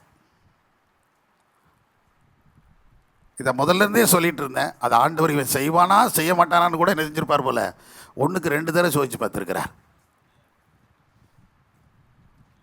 நல்லா கவனிச்சிட்டிங்களா? அதனால் அதை நான் அப்படி தான் கடைபிடித்தேன். ஆராதிச்சுட்டு தான், தேவனை துதிச்சுக்கிட்டு தான் இங்கேருந்து நம்ம என்ன செஞ்சோம், கடந்து போனோம், கலந்து கொண்டோம். கர்த்தர் பெரிய காரியங்களை செய்தார். முழுக்க அடக்கத்துக்கானது அம்மாக்குதெல்லாம் நான் தான் பார்த்தேன். இருந்தால் கூட அங்கே சொல்லிட்டேன், எல்லாம் ரெடி பண்ணிட்டு நான் பார்த்துக்கிறேன், செலவு நான் பார்த்துக்கிறேன், மற்றவங்களும் அங்கே எல்லாம் ரெடி பண்ணுவீங்க, நாங்கள் சர்வீஸ் முடிச்சுட்டு வந்துடுவேன், ஆராதனை முடிக்காமல் நான் என்ன செய்ய மாட்டேன், வர மாட்டேன் அப்படின்னு சொல்லிட்டேன். நேற்றைக்கு கூட ராத்திரியில் அப்படி தான் சொன்னேன். என் தம்பி அந்தோணி தான் அவன் பேரும், அந்தோணி மைக்கேல். அவன் மகளே என்கிட்ட பேசினான் நைட்டில், என் தம்பியும் பேசினா அவளும் பேசினா. நைட்டில் பேசும்போது, பெரியப்பா இந்த மாதிரி அப்பா இறந்துட்டாங்க, நாளைக்கு அடக்கணும். நான் சொன்னேன், ஒன்றும் பிரச்சனை இல்லை, நான் வருவேன், ஆனால் சர்ச்சு முடிச்சு தான் வருவேன். அவளும் அதை இல்லை பெரியப்பா, எல்லா இடத்துலையுமே நாளைக்கு திருவிருந்தெல்லாம் இருக்கும் போல், அதனால் நாங்கள் அதுக்கு தக்கற தான் ஊருக்கு கொண்டு வரோம், நீங்கள் அதுக்கப்புறம் வந்துடுங்க பெரியப்பான்னு சொல்லிட்டேன். சரி ஓகே, எனக்கு தெரிஞ்சிருக்கணும்ல, சொல்லிட்டோம் வரல அப்படிங்கிற வரண்டாம்ல. நம்ம வந்து என்ன செய்யணும், தேவனிடத்தில் போய் தேவாலயத்தில் ஆராதிச்சுட்டு தான் மற்ற காரியத்துக்கு வருவேன். சத்தமுறையிலே சொல்லுங்கள். அதில் உங்கள் எத்தனை பேர் அப்படி போய் எனக்கு தெரியாது. பட் நான் அதை எடுத்துக்கிட்டேன் தீர்மானம். எனக்கு முதல்ல தேவாலயம், முதல்ல தேவன். ஏன்னா அவர் இல்லாமல் எனக்கு வாழ்க்கை இல்லை, அவர் இல்லாமல் எனக்கு வாழ்க்கையே இல்லை, அவர் மாத்திரம்தான். நான் ரட்சிக்கப்பட்டு அபிஷேகம் பண்ணப்பட்டு ஊழியத்துக்கு அழைக்கப்பட்ட பின்பு தேவாலயத்திற்கு ஞாயிற்றுக்கிழமை காலையில் போகாது இருந்தது வந்து 3 வாரம். 3 வாரம். எப்பன்னா, இந்த வயிறு எனக்கு ஆப்ரேஷன் பண்ணப்பட்டு, அல்சர் சிவியராக ஆப்ரேஷன் பண்ணப்பட்டு படுத்திருந்தேன். நிமிரவே கூடாண்டார் டாக்டர். ஏன்னா இப்படி சுருக்கி நிறைய தச்சிருக்கிறாங்க வயிற்றுக்குள்ளே. அதனால அவசரப்பட்டு நிமிர்ந்துடக்கூடாது. 10-15 நாள் இல்லை 20 நாள் என்ன செஞ்சுட்டு இருக்கிறோம், குனிஞ்சிட்டு தான் கம்பு ஊனிட்டு நடக்க வச்சுட்டார். வாயு மனுஷன் 27 வயசு 28 வயசுலேயே கம்பவுண்டை வச்சு விட்டார். 25 26 வயசுலேயே கம்பவுண்டு தான் நடந்துட்டு இருந்தோம். அதனால் நிமிர்ந்து போயிடாதீங்க, கம்புக்கு சப்போர்ட்டுக்கு வச்சுக்கோங்க, குனிஞ்சு தான் இருக்கணும் அப்படின்ட்டார். அப்படியே குனிஞ்சிக்கிட்டு சர்ச்சுக்கு என்ன செய்ய முடியாது. இப்போ அப்படியே ஊர்லேருந்து மானூரில் போய் சர்ச்சு நடத்தணும், போக முடியாது. அதனால் நம்ம சபையில் உள்ள அங்கே தம்பி சாம்னு சொல்லி ஒருத்தர் இருக்கிறார், அவர்கிட்ட நான் சொன்னோன்னா அவர் நடத்திடுவார். அதனால் அவர்கிட்ட சொல்லிட்டு அவர் நடத்திடுவாங்க. மற்ற எல்லா இன்ஸ்ட்ரக்ஷனுங்கிறத நான் கொடுத்துக்கிட்டே இருப்பேன். அவ்வளோதான். பூரணை முடிச்சுட்டு நேராக வீட்டுக்கு தான் வருவாங்க. எல்லோரும் வந்து வீட்டில் வந்து எல்லோரும் சேர்ந்து ஜெபம் பண்ணுவாங்க, ஜெபம் பண்ணிட்டு போயிடுவாங்க. எதுக்கு சார் அந்த 3 வாரம் தான் என் லைஃப்லேயே நான் சர்வீஸ் போகாத காலம். அப்புறம் 4வது வாரம் நான் என்ன செஞ்சிட்டேன், போயிட்டேன். 1 வாரம் ஆஸ்பத்திரியில் இருந்தேன், 2 வாரம் வீட்டில் இருந்தேன். அவ்வளோதான். மொத்தம் 3 சண்டே தான் நான் மிஸ்ஸிங். அவ்வளோதான். நான் எதுக்கு சொல்ல வரேன்னா, அதுவும் பலவீனத்தில் சூழ்நிலை மித்தம். மற்றபடி அதுக்கு அடுத்த ஒருத்தர்லாம் சொன்னாங்க, இல்லை போயிடுவேன் அப்படின்னு சொல்லிட்டு எங்கள் அண்ணன், அதில் தான் எனக்கு அண்ணன்லாம் ரொம்ப சந்தோஷமாக. எனக்கு மூத்தவன் இந்த சர்ச்சை கட்டினார்ல, அவர் வந்து நான் ரொம்ப என்னென்னா, அவர் அப்போல்லாம் ஒரு 2 வீலர்லாம் கிடையாது, என்ன தான் சைக்கிள். என்ன சைக்கிளில் தூக்கி வச்சு அவர் இங்கேருந்து மானூருக்கு எங்கள் ஊர்லேருந்து மானூர் வரைக்கும் என்ன செய்வார், சைக்கிளை வச்சு மீச்சு கொண்டு போவார். இதில் வேறு முன்னாடி கொட்டு வேறு தொங்கிட்டுருப்பான், அவன் தான் கொட்டடிப்பான். ஏன்னா ஒரு ஸ்கூலில் தான் முதல்ல நடத்திக்கிட்டு இருந்தோம். மாற்றுத்திறனாளி பள்ளிக்கூடத்தில் தான் நாங்கள் ஆராதனை நடத்தினோம். அங்கே 100 பிள்ளைகளுக்கு மேலே இருப்பாங்க. அதோடு நம்ம சர்ச்சு விசுவாசிகள் சேர்த்து அதான் ஆராதனை. அதில் கொட்டு வேறு கட்டி போட்டிருப்பான், முன்னாடி கட்டி தொங்க விட்டுட்டு என்ன பின்னாடி உட்கார வச்சுருப்பான். அவன் பிள்ளை மூத்த பிள்ளையை தூக்கி முன்னாடி கூடையில் உட்கார வச்சுருப்பான். இவ்வளோத்தையும் வச்சுட்டு சைக்கிள் என்ன செய்வான், மிதித்து போவான். நான் எதுக்கு சொல்கிறேன்னா, இப்படி தான் போய் தேவனை ஆராதித்தோம். சத்தமாக ஒரு இல்லையே சொல்லுங்கள். அதனால் ஆராதனையை மட்டுப்படுத்தலை, கர்த்தர் இது வரைக்கும் நடத்திட்டு வந்துட்டார். அதனால நான் தைரியமாக சொல்கிறேன், முதல்ல நமக்கு யாருக்கு இடம் கொடுத்துடணும், கர்த்தருக்கு இடம் கொடுத்துடணும். எப்போவுமே தேவனுக்கு தான் முதலிடம். எதை செய்கிறீங்களோ தேவ சமூகத்திலேருந்து தொடங்க வைங்க. உங்கள் பிள்ளைகளா முதல்ல எங்கேருந்து தொடங்கணும், தேவ சமூகத்திலேருந்து தொடங்க வைங்க. அங்கேருந்து தொடங்கட்டும், அது ஆசீர்வாதமாக இருக்கும். அல்லேலூயா, சத்தமா. அதனால் அதை விட்டுட்டு நம்ம அங்கே அலைஞ்சோம் இங்கே அலைஞ்சோன்னு சொன்னால் நம்முடைய ஆவி என்ன செஞ்சிடும், சிதறடிக்கப்பட்டு போயிடும். தேவனுடைய சித்தம் நம்முடைய நிறைவேறாமல் போயிடும். அவை தேவ சித்தம் நிறைவேறது கர்த்தருக்காக நம்ம ஏற்படுத்திக்கணும். நல்ல கவனிங்க. இவங்க வந்த உடனே முதல்ல என்ன கட்டினாங்க, பலிபீடத்தை கட்டினாங்க. பலிபீடம் கட்டினாங்க. அதற்கப்புறம் வேதம் சொல்லுகிறபடி அவங்க என்ன செய்ய ஆரம்பித்தாங்களாம். எஸ்ராபின் புஸ்தகம் 3ஆம் அதிகாரம் 8ஆம் வசனத்திலிருந்து 10ஆம் வசனம் வரைக்கும் வாசித்து பார்த்தீங்கன்னா, அங்கே தேவாலயத்தை அஸ்திபாரம் போடுறாங்க. அஸ்திபாரம் போட்டு கட்ட ஆரம்பிக்கிறாங்க. அப்போ அங்கே தேவாலயம் கட்டுறான். அப்போ தேவாலயத்தை கட்டுவதற்கும் அஸ்திபாரம் போட்டதும் யார் தான், செருபாபேல் தான். அஸ்திபாரம் போட்டு கட்டுறான். இவன் மட்டும் இல்லைங்க, அஸ்திபாரம் போட்டு தேவாலயத்தை கட்டுற இவன் அதோடு கூட யாரையும் கட்ட வச்சானா, அங்கே இருக்கிற லேவியர்களையும் ஆசாரியர்களையும் அந்த தேவாலயத்தை பணிகளை செய்வதற்கும் கட்டுவதற்கும் அவங்களை ஊக்கப்படுத்தினானா. தான் மட்டும் கட்டினதா போராது, தன்னோடு கூட இருக்கிறவங்களும் என்ன செய்யணும், தேவாலய பணியை செய்யணும் அப்படின்னு சொல்லி அவர்கள் அங்கங்கே இருக்கிற எல்லா லேவியர்களையும் ஆசாரிகளும் ஊக்கப்படுத்தினான்.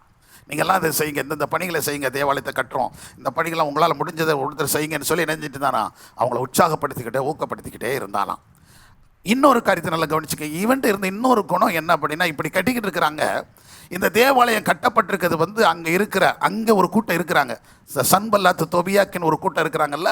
இந்த கூட்டம் 4ஆம் அதிகாரம் 1லேருந்து 3 வரைக்கும் வாசித்து பார்த்தீங்கன்னா, இந்த கூட்டம் திடீர்னு வராங்க. வந்துட்டு நாங்களும் இங்கே இருக்கிறோம், ரொம்ப வருஷமாக இங்கே தான் இருக்கிறோம், நீங்கள் இப்போ வந்திருக்கீங்கல்ல, உங்களுக்கு நாங்கள் உதவியாக இருக்கிறோம், நாங்களும் சேர்ந்து தேவனுக்கு என்னத்தை கட்டுவோம், ஆலயத்துக்கு. இப்போ நம்ம ஆள் அப்படி நம்மகிட்ட சொன்னாங்கன்னா, நம்ம ஊரில் இருக்கிற ஆள்கிட்ட சொன்னாங்கன்னா உடனே நம்ம நல்லதாக போச்சு, வாங்க பிரதர், நாங்கள் இப்படி தான் எதிர்பார்த்துட்ருக்குறோம், உங்களை மாதிரி 4 பேர் வந்தால் தான் எங்கள் ஆலயம் கட்ட முடியும், எங்களுக்கு உதவி செய்யுங்க பிரதர் அப்படின்னு சொல்லிடுவோம்.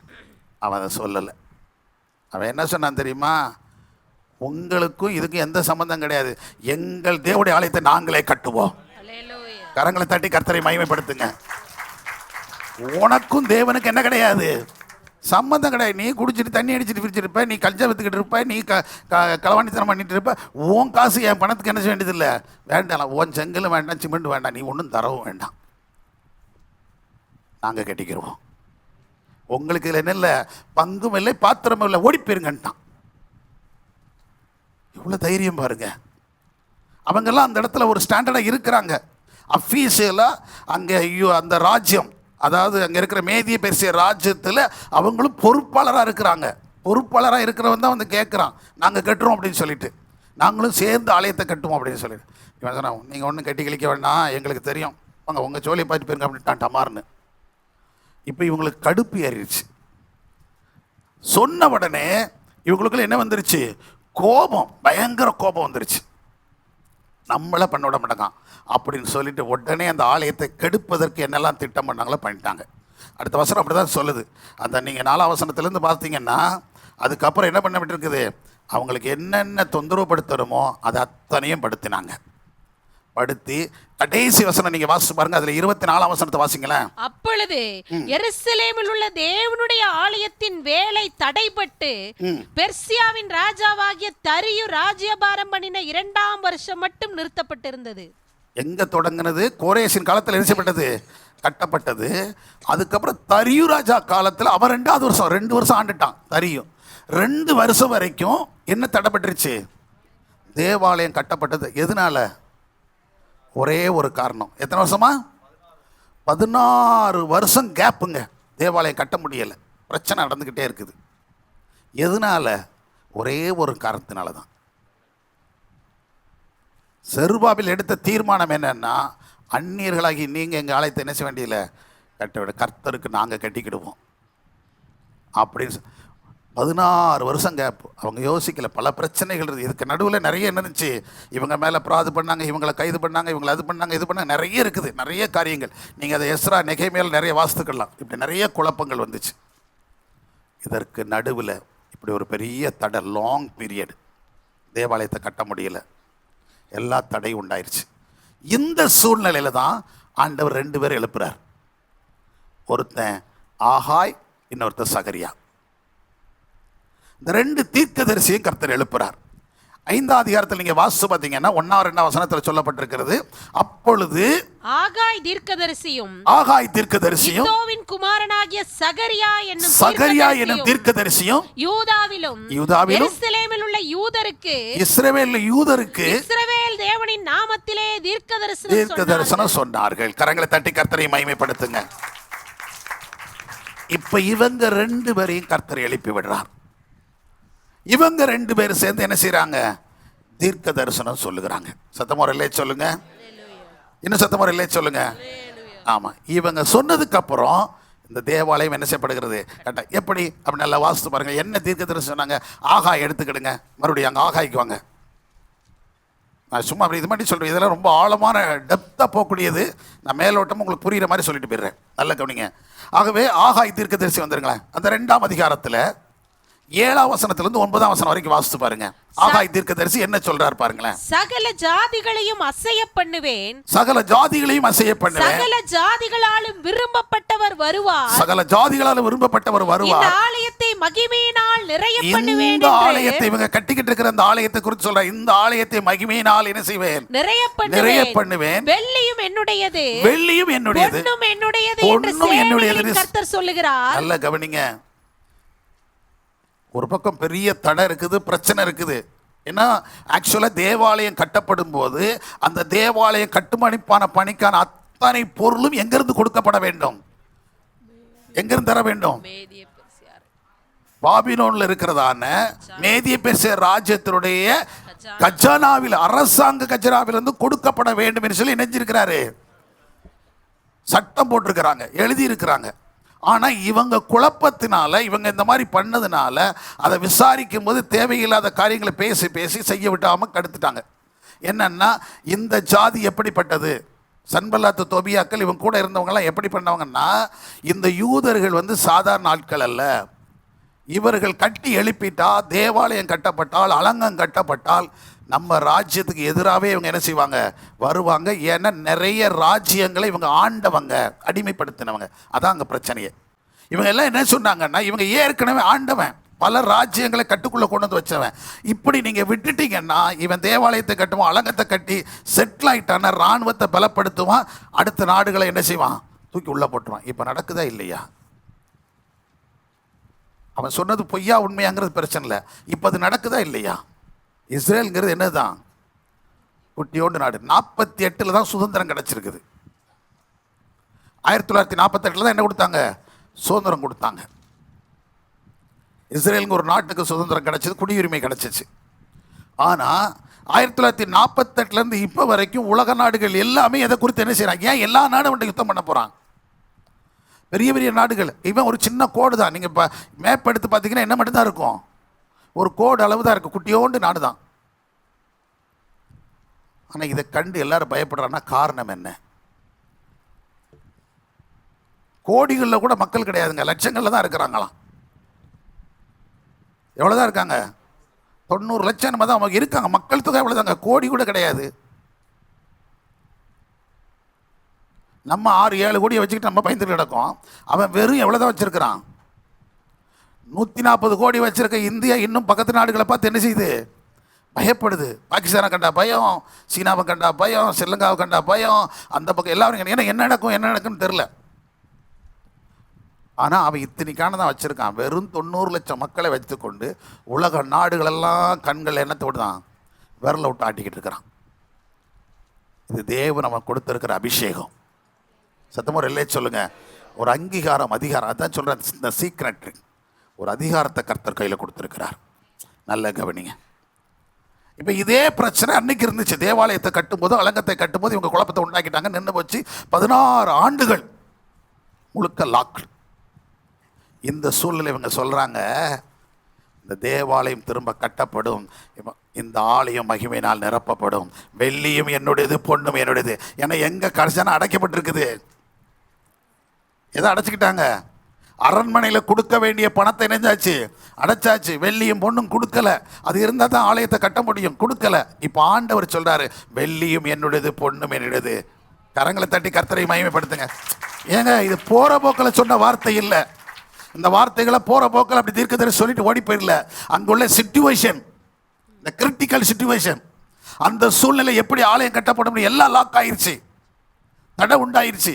ஆனாலும் கர்த்தர் சொல்ல, எல்லா தடை இருக்கட்டும்பா, வெள்ளியும் என்னுடையது, பொண்ணும் என்னுடையது.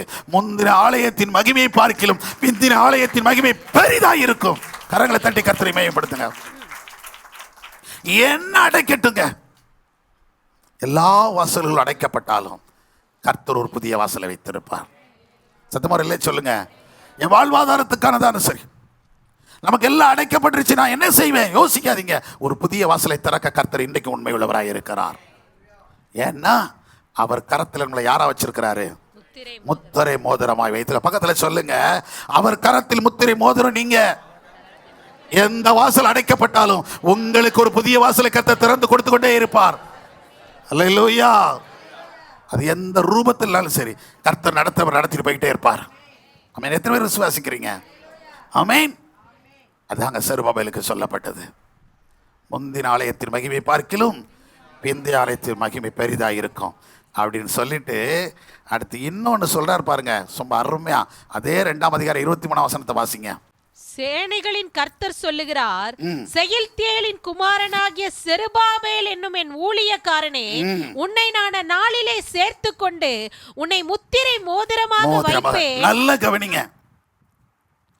நான் உன்னை முத்திரை மோதிரமாக வைப்பேன். ஏன் அப்படின்னா நான் உன்னை தெரிந்து கொண்டேன் கர்த்தர் சொல்லுகிறார்.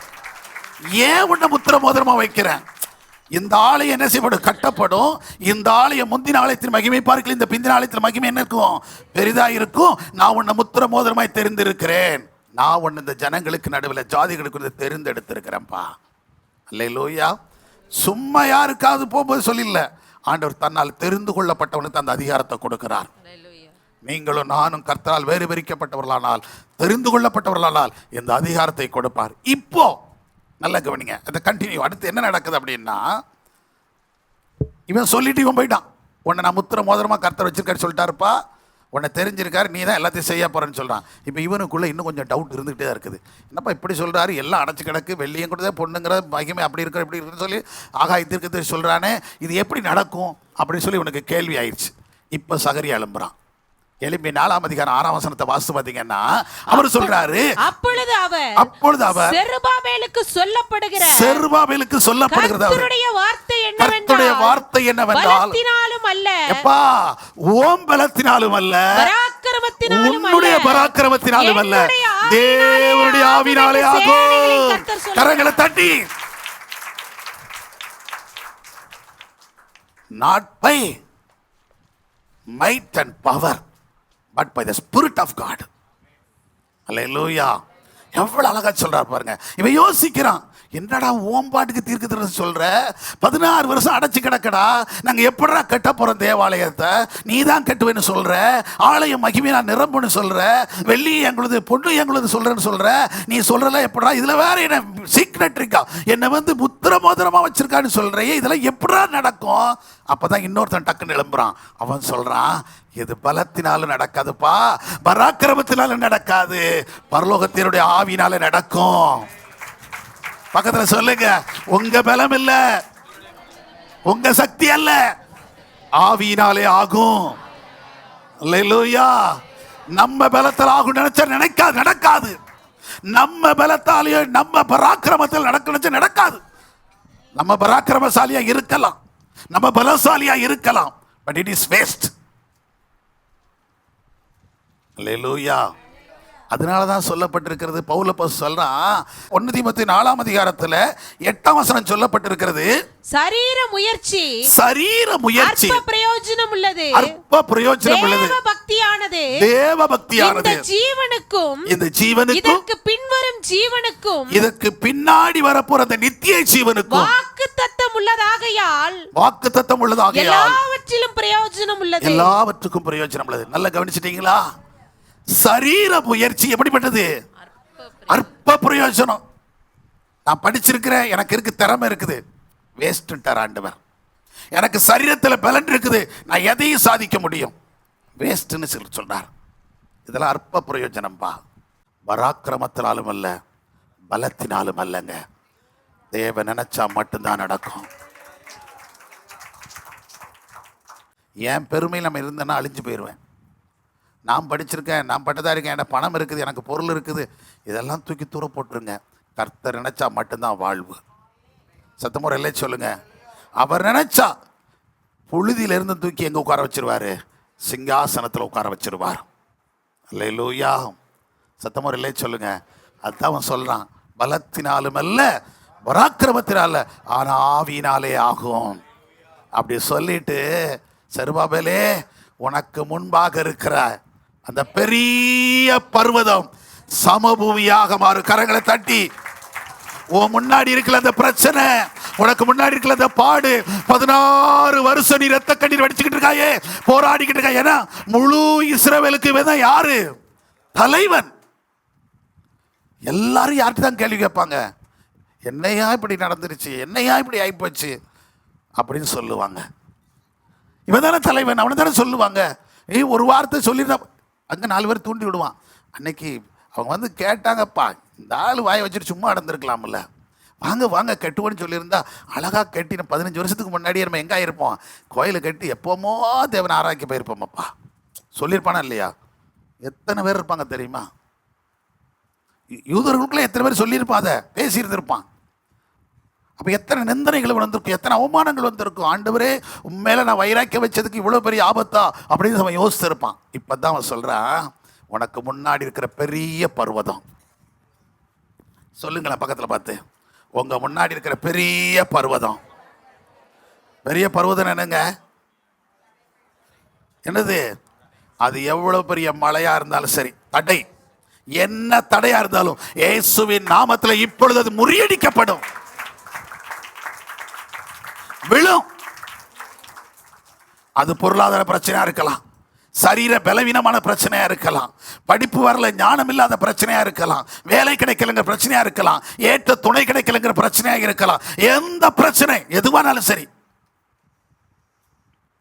என்னென்ன பிரச்சனை உங்க வீட்டில் இருக்குதோ எல்லா பிரச்சனையும் தூக்கி, அது மழை மாறி குமிஞ்சிருச்சியா, என்னால் ஒன்றும் முடியாது. ஆண்டவர் சொல்றாரு, இது ஒன்னால் ஆகாது, உன் பலத்தினால் ஆகாது, ஆனால் ஆவினால் ஆகும். உன் கண்ணு முன்னாடியே அது சமபூமியாய் மாறும். அல்லேலூயா. பக்கத்தில் சொல்லுங்க, சமபூமியாய் மாறும். ஆமாங்க. அல்லேலூயா. ஆண்டவர் நம்மளை அப்படிதான் வச்சிருக்கிறார். மலைகள் நொறுக்கி குன்றுகளை பதருக்கு ஒப்பிடுவாய். அது மேலே நம்ம நடந்து போக பாருங்க. பள்ளங்கள் எல்லாம் என்ன செய்யும்? உயர்த்தப்படும். மேடுகள் எல்லாம் என்ன செய்யப்படும்? தாழ்த்தப்படும். நீ அதில் நடபாதையில் போய்கிட்டே இருப்பங்க. ஆமேன். எத்தனை பேருக்கு விசுவாசம் இருக்குது? எத்தனை பேர் நம்புறீங்க? நாம் ஆராதிக்கிற தேவன் அதற்கு செய்வார். கற்பனையில் வாழ வேண்டாங்க, கர்த்தருடைய திட்டத்தின்படி நடங்க. நீங்களா மனசுல பலதையும் யோசிக்காதீங்க.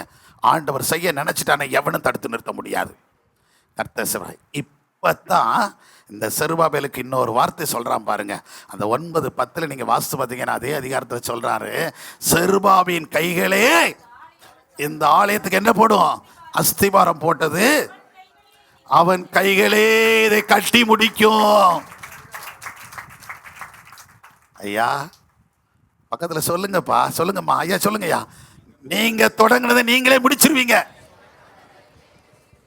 உங்களால் எந்த வேலை தொடங்கப்பட்டதோ அது அறகுறையா நிற்க போறது இல்லை, உங்களாலே செய்து முடிக்கப்படும். பாதியை விட்டுட்டு அது என் பிள்ளை பார்த்துக்கிடுவான், அது என் மகா பார்த்துக்கிடுவான், என் மருமகா பார்த்துக்கிடுவான், என் மருமகன் பார்த்துருவான், ஒன்றும் சொல்லலை. ஆண்டவர் உங்களை வச்சே செய்ய வைப்பார். உங்களை எதுக்கு அழைச்சாரோ அதை உங்களை கொண்டே கர்த்தர் செய்ய வச்சிருவார். ஆமென். நான் ஆராதிக்கிற தேவன், நாம் ஆராதிக்கிற தேவன் அப்படிப்பட்டவர். அல்லேலூயா. ஏன்னா நீ யாரு? நீ யாரு? எங்க? கர்த்தருடைய கரத்தில் முத்திர மோதிரமாய் இவனை வைத்திருக்கிறார். அவர் போட்டதுதான். அல்லேலூயா. ஏன்னா வசனம் நம்ம சொல்லிக்கிட்டே போறோம், நிறைய சொல்லுவேன். இது ஒரு பயங்கர டேஸ்டியான இது, இன்னும் நிறைய இருக்குது. நல்லா கவனிங்க. அவர் கையில் இருக்கும்போது எவனும் அங்கிருந்து என்ன செய்ய முடியாது, பிடுங்க முடியாதுங்க. அவர் சக்குன்னு குத்திட்டார, முடிஞ்சு போச்சு. அல்லேலூயா. ஆமென். அம்மாவா இல்லையா? அதிகாரத்தை கொடுக்கிறது அவருங்க, எவனும் பறிக்க முடியாது. ஒருவனும் பூட்டக்கூடாதபடி திறக்கிறவரும் ஒருவரும் திறக்கக்கூடாதபடி பூட்டுகிறவருமாகிய கர்த்தர். உனக்கு இதோ நான் என்ன வச்சிருக்கிறாரு? திறந்த வாசலை வைத்திருக்கிறேன்னு சொல்ல. இந்த 9வது மாசம் உங்களுக்கு திறந்த வாசல் தான். நீங்க தைரியமா புறப்பட்டு போங்க, உங்க அதிகாரத்தை பயன்படுத்துங்க. கர்த்தர் உங்களோட செய்யற காரியம் பயங்கரமாக இருக்கும். அல்லேலூயா. எழும்புங்க, தேவனுக்காக பிரகாசிக்க ஆரம்பிங்க. உங்களை அவர் கரத்தின் முத்திரை மோதிரமாக பயன்படுத்த விரும்புகிறார். நல்ல கவனிங்க. முத்திர மோதிரம்னா என்ன நான் சொல்லிட்டேன். அந்த அதிகாரமுடையவர்களை தான் கர்த்தர் நம்மை வைக்க விரும்புகிறார். உங்களை சாதாரண ஒரு கூட்டத்தில் ஒரு டப்பாவில் அடிச்சு வச்சுக்கிற மோதிரமா வைக்க விரும்பல, உங்களை முத்திர மோதிரமா வைக்க விரும்புகிறார்.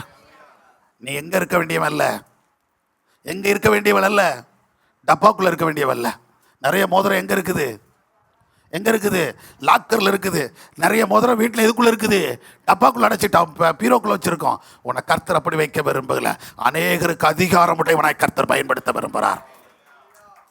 அல்லேலூயா. இதுதான் ஆவியானவர் எனக்கு உணர்த்தினது. நான் வேற எங்கிருந்து கத்துட்டு வரல. கர்த்தருடைய ஆவியான சமூகத்தில் உட்கார்ந்த போது நான் செய்ய போறேன்னு சொல்லுங்க. இந்த 9வது மாதத்தில் கர்த்தர் அந்த அதிகாரத்தை ஒவ்வொருவருக்கும் கொடுக்க விரும்புகிறார். நீங்க எழும்புனா கர்த்தர் செய்திருவார். நீ சோம்பலா இருந்தா விட்டுருவார். அது ஓம் தலையெழுத்து, அதில் நான் சொல்ல வரல, அதுக்கு எனக்கு பொறுப்பு இல்லை. நீ தூங்கிட்டு கிடந்தீங்க, நீங்க ஜெபிக்காம இருந்தீங்க, நீ வேத வாசிக்காம இருந்தா, தெய்வ பயம் இல்லாம இருந்தா அதுக்கு கிடைக்காது. அதுக்கு போய் என்ன பலிபட முடியாது. ஒரு பாஸ்டர் சொல்லிட்டாரு அப்படின்னு சொல்லிட்டு. நான் சொல்லுவது பாசிட்டிவா, நெகட்டிவாவும் நடக்கும். நம்ம நெகட்டிவா நடந்து கொண்டால், புரியுதா உங்களுக்கு? நாம பாசிட்டிவா திங்க் பண்ணணும்னா கர்த்தர் என்ன கொண்டு செய்வார்னு நம்மளை கொண்டு தான் கர்த்தர் செய்வார். என்னமும் செஞ்சுட்டு போறாரு அப்படின்னு சொன்னா அவர் யாரை கொண்டாடி செஞ்சுட்டு போயிடுவார். இப்போ தீர்மானிக்கிறது யார் தான்? நாம தான். ஆமென். ஜெபம் பண்ண போறோம். எத்தனை பேருக்கு அந்த விசுவாசம் இருக்கிறது? எத்தனை பேர் சொல்ல போறீங்க, நான் கர்த்தருடைய கரத்தில் முத்திரை மோதிரம்? சொல்லுங்க. இப்ப இது வரைக்கும் பக்கத்தில் உள்ளவங்க உங்களை சொன்னாங்க, நீங்க கர்த்தருடைய கரத்தில் முத்திரம். இப்ப நீங்க சொல்லுங்க, நான் கர்த்தருடைய கரத்தில் முத்திர மோதிரமாக இருக்கிறேன். கர்த்தருடைய கரத்தில் முத்திர மோதிரமாக. எல்லாரும் கரங்களை தட்டுங்க, அப்படியே கர்த்தரை ஸ்தோத்திரம் பண்ணுங்க, ஜெபம் பண்ணுங்க, ஜெபம் பண்ணுங்க. எல்லாரும் மகிமைப்படுத்தும். அப்படியே கரங்களை தட்டி கர்த்தரை தூக்கிட்டே இருங்க. ஆண்டவர் உங்களை ஒவ்வொரு அதிகாரப்படுத்துகிறார், உங்களை மேன்மைப்படுத்துகிறார். இன்னைக்கு வந்த நீங்கள் ஆசீர்வதிக்கப்பட்டவர்கள். இன்னைக்கு தேவ வார்த்தையை கேட்கிற நீங்கள் ஆசீர்வதிக்கப்பட்டவர்கள், தேவனால் அங்கீகரிக்கப்பட்டவர்கள், தேவனால் உயர்த்தப்படுகிறவர்கள், தேவனால் மேன்மைப்படுத்த வேண்டவர்கள், தேவனால் உயர்த்தப்பட்ட அதிகாரம் பெற்றவர்கள். ஒரு ரச கராதரம். எல்லாரும் கரங்களை தட்டி, எல்லாரும் கரங்களை தட்டி, எல்லாரும் கரங்களை உற்சாகமாய். எஸ் உன்னை அவர் தனக்காய் தெரிந்து கொண்டார், தன் பெயரை உனக்கு வழங்கினாரே. உன்னை அவர் தமக்காய் தெரிந்து கொண்டார், தன் பெயரை உனக்கு வழங்கினாரே. சுற்றமும் நண்பரும் உன்னை மதிக்க கர்த்தர் உன்னை மேன்மையாக வைப்பார். சுற்றமும் நண்பரும் உன்னை மதிக்க. எல்லாரும் கரங்களை தட்டி கர்த்தர் உன்னை மேன்மையாக வைப்பார். நீ கலங்காதே மனமே, கர்த்தர் உன்னை மேன்மையாக வைப்பார். நீ கலங்காதே. எல்லாரும் பாடுவோம். உன்னை அவர் தமக்காய் தெரிந்து கொண்டார், தன் பெயரை உனக்கு வழங்கினாரே. உன்னை அவர் தமக்காய் தெரிந்து கொண்டார், தன் பெயரை உனக்கு வழங்கினாரே. சுற்றமோ நண்பரோ உன்னை மதிக்க கர்த்தர் உன்னை மேன்மையாக வைப்பார். சுற்றமோ நண்பரோ உன்னை மதிக்க. எல்லாம் சொல்லுவோம். கர்த்தர் என்னை தமக்கர தெரிந்து கொண்டார், என்னை அவர் தமக்காய் தெரிந்து கொண்டார், தன் பெயரை எனக்காக வழங்கினாரே. என்னை அவர் வழக்காய் தெரிந்து கொண்டார், தன் பெயரை எனக்கு வழங்கினாரே. சுற்றமோ நண்பரோ என்னை மதிக்க கர்த்தர் என்னை மேன்மையாக சொல்லுவோம். சுற்றமோ நண்பரோ என்னை மதிக்க கர்த்தர் என்னை மேன்மையாக மறுபடியும். சுத்தமும் நண்பரும் என்னை மதிக்க என்னை மேன்மையாக வைப்பார்.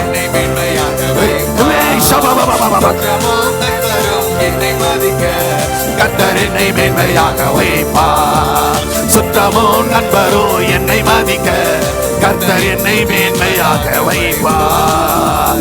எல்லாரும் மதிக்கத்தக்கதாக கர்த்தர் என்னை மேன்மையாக வைக்க போறார் சொல்லி விசுவாசத்தோடு பாடுவோம். விசுவாசத்தோடு கர்த்தரை துதியுங்க, துதியுங்க, துதியுங்க, துதியுங்க.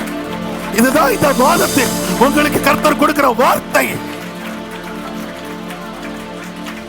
எஸ் லார்ட், மரண்டியோடு துதிக்கிறோம், ஸ்தோத்திரிக்கிறோம் ஐயா. காலையில் நம்முடைய சமூகத்தில் வந்தோம் ஆண்டவரே. 8 மாதங்களை கடந்து 9வது மாதம் அதிகாலை தேட வைத்தீரே. இந்த மாதத்தில் எங்களுக்கு தந்திருந்த நல்ல வார்த்தைக்காய் ஸ்தோத்திரம், இந்த வசனங்களுக்காய் ஸ்தோத்திரம், இந்த வாக்கு தத்தத்திற்காய் ஸ்தோத்திரம். நான் உன்னை முத்திரை மோதிரமாக வைப்பேன் சொன்ன கர்த்தாவே, எங்க பிள்ளைகள் ஒவ்வொருவரையும், எங்கள் குடும்பங்கள் எல்லா பிள்ளைகளையும் நீர் இந்த மாதத்தில் முத்திரை மோதிரமாய் நீர் பயன்படுத்த போறதற்காக ஸ்தோத்திரம். உடைய கிருபை தயவு ஒவ்வொரு குடும்பத்தையும் மூடிக்கொள்ளட்டும் ஐயா. எல்லாருக்கும் முன்பாக அதிகாரமுடையவர்களாய் மேலா இடத்தில் அமரத்தக்கதாக அந்த அதிகாரத்தை ஒவ்வொருவருக்கு நீர் கொடுக்கிறதற்காக ஸ்தோத்திரம். எவ்வளவு பிரச்சனைகள் வந்தாலும், எவ்வளவு உபத்திரவங்கள் வந்தாலும், அதற்கு நடுவிலே உன்னை நான் முத்திர மோதிரமாய் வைத்திருக்கிறேன். பலத்தினாலும் அல்ல, பராக்கிரமத்தினால, ஆவினாலே ஆகும் என்று சொன்ன கர்த்தர் ஒவ்வொருவருக்கு நீர் செய்ய போறதற்காக ஸ்தோத்திரம். கரத்தில் எங்களை தாழ்த்தி ஒப்புக் கொடுக்கிறோம். தொடர்ந்து வழி நடத்தும், பாதுகாத்துக்கிறோம். எல்லா துதி கன மகிமைக்கு செலுத்துறோம் அப்பா. உடைய ஊழியக்காரப்பா, உம்மால் அழைக்கப்பட்டவன், உம்மால் தெரிந்து கொள்ளப்பட்டவன், இந்த மந்தையின் மேய்ப்பன், இந்த சபையின் ஊழியக்காரப்பா. என் ஜனத்தை நான் ஆசீர்வதிக்கிறேன். இந்த வார்த்தையின்படி நீர் ஆசீர்வதிச்சிருங்கப்பா. எங்க பிள்ளைகளை நீங்க ஆசீர்வதிச்சிருங்கப்பா. உங்க ஆசீர்வாதம் பரிபூர்ணமாய் எங்க பிள்ளை மேல தங்கிரட்டும்பா. இந்த நாளிலிருந்து யாரையும் சாதாரணமாய் நீ நடத்தாதிரும். உடைய கரத்தின் முத்திரை மோதிரங்களாக ஒவ்வொருவரையும் தகுதிப்படுத்தி அதிகாரப்படுத்தி நடத்துவீராக ராஜா. ஒவ்வொரு குடும்பத்துக்கும் அந்த அதிகாரத்தை கொடுத்துடணும். ஒவ்வொரு பிள்ளைகளுக்கும் அதை கொடுப்பீராக. உடைய கிருபை இருக்கட்டும். தூரத்தில் சமைத்திருந்து பார்க்கிற ஒவ்வொரு பிள்ளைகளும் அந்த அதிகாரத்தை பெற்றுக்கொண்டவர்களாய் வாழ நீர் அனுக்கிரகம் பண்ண வேண்டுமாய் ஜெபிக்கிறோம். கிருபை இருக்கட்டும். இயேசுவின் நாமத்தில் ஜெபிக்கிற நல்ல பிதாவே, ஆமென். என் ஆத்துமாவே கர்த்தரை ஸ்தோத்திரி, என் முழுமே நாமத்தை ஸ்தோத்திரி. என் ஆத்துமாவே கர்த்தரை ஸ்தோத்திரி. கர்த்தர் செய்கிற சகல உபகாரங்களையும் மறவாதே. ஆமென்.